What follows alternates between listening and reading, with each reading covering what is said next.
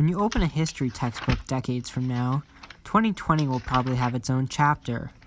A year that will be remembered worldwide for the COVID-19 pandemic, in the United States for the historic presidential election, economic hardship, and a deepening battle for social justice. At the Master's School, students and faculty made their mark on these monumental movements, grappled with unforeseen challenges, preserved traditions, and accomplished the unthinkable, time and time again. In January, the community came together to honor the work and legacy of Dr. Martin Luther King Jr. with powerful personal accounts, recitations, performances, and presentations. The annual commemoration highlighted a wide array of important issues, including police brutality, mass incarceration, environmental injustice, and affirmative action. On to February and on to the hardwood. Masters girls varsity basketball team capped off another stellar season with a third straight appearance in the NICES Finals. All 5 of the team starters from last year are currently playing or committed to playing collegiate ball in the years to come.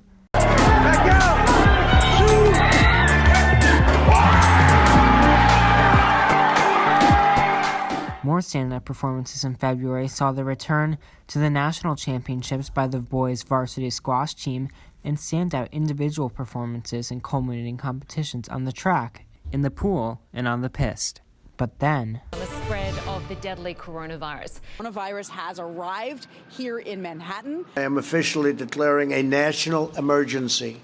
On March 8th, school was canceled for a week. I felt like I was putting everyone in danger if I allowed all of us to come back. Then a month, and then for the rest of the 2019-2020 academic year. As the unfamiliar virus spiraled out of control, boarders scrambled to return home. Teachers pieced together a new method of learning. Grades and final exams scrapped, spring sports, great gig, morning meetings, graduation, all gone. Students sitting at home, confused, fearful, and unsure of what would come next. For the class of 2020, many now off at college, the culmination of their time at Masters was marked by a drive-through celebration on campus, which for the circumstances was well received, though many who lived far away could not attend, and any hopes of a formal ceremony on Graduation Terrace over the summer were not to be. Then, as the school year came to a close, outrage after the murder of George Floyd, an unarmed black man, at the knee of police in Minneapolis for 8 minutes and 46 seconds. Protests sparked across the country, D.C., New York, locally in Dobbs Ferry.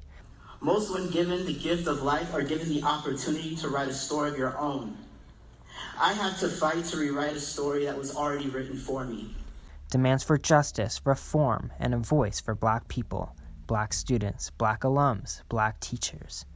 A social media account called Black at Masters shed light on personal stories, instances of hate, inequality, and racism. No more silence. Until people are held accountable for their actions, then there's no way that this movement will die down or stop. A Better Masters plan released by the school in July, a tangible sign of change, but also an indicator of all the work that is still yet to be done. The summer continued, and so did renovations on the library and garden-level spaces in Masters Hall, which are set to open soon. As the beginning of a new school year loomed, a prolonged sense of devastation reigned as the decision was made to re-enter the virtual world in September. I think that around the country, opening schools is one big experiment, and it's an experiment with not a lot of answers. Sports, rehearsals, Saturday Summit, all online. But not everything was over the screen as many students ventured back to campus for grade-wide gatherings in September. A chance for friends to reunite and new students to meet and bond over games and food in masks and socially distanced circles. After 6 months out of the classroom, a return to in-person learning for many students occurred in early October. Yet things were still different. Individual desks, 2 lunches, no library, club meeting time lost, senior privileges scrapped, a new divide between those at home and those in person. But as the fall months progressed, the community adapted once again. A Masters tradition in Halloween was preserved, albeit in a new format. A successful community food drive facilitated by Mish raised over $6,000 to feed locals on Thanksgiving. Student performing groups like Phoenix and vocal and instrumental ensembles like Jazz Band and Dobbs 16 persevered through restrictions, creating music and shedding light on important subjects through art. Students got involved in the political process from the primaries to the general election and made a difference in the local community during a time where so many were suffering. And as the 2020 chapter in the history textbook comes to an end, and a lot still is in question as the new year begins, there's an abundance of proof that through all the challenges, the community found a way to remain united and make the most of a year like no other.